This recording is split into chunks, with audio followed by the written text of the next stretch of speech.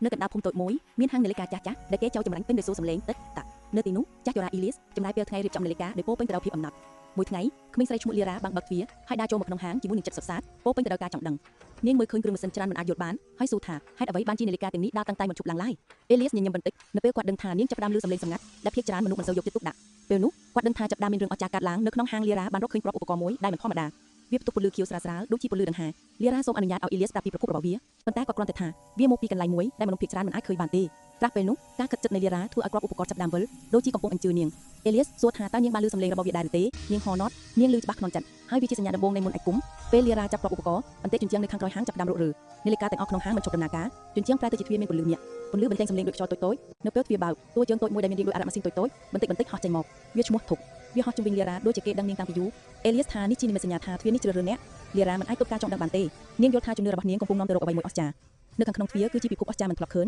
ម៉ាស៊ីនធំហោះក្នុងខ្យល់ដូចជាមានជីវិតផ្ទាល់ខ្លួនផ្លូវពលឺបណ្ដាលគ្នាបង្កើតអារម្មណ៍ដូចជាកំពុងដើរនៅលើចុងត្រេះស្ដេចធុកនាំលីរ៉ាឆ្ពោះទៅមុខដោយបញ្ចេញសំឡេងតិចៗដូចជាការច្រៀងរបស់ម៉ាស៊ីនតូចៗលីរ៉ាសង្កត់ចិត្តលើភាពស្រស់ស្អាតប៉ុន្តែក៏មានការភ័យខ្លាចតិចៗនៅពេលនាងឈប់ឈរមើលមជ្ឈមណ្ឌលនៃពិភពមន្តអាគមនេះនាងយល់ថាពិភពនេះទាមទារនូវការភាពខ្ជាប់ហើយអាចជាខ្លួននាងផងដែរនៅលើវេទិកាដ៏ធំមេអធិការមួយដែលបង្កើតឡើងពីពលឺនិងម៉ាស៊ីនមើលទៅស្ងប់ស្ងាត់តែមហិទ្ធិឆ្លាតវៃវាបាននិយាយតាមពលឺនិងចលនាមិនមែនសំឡេង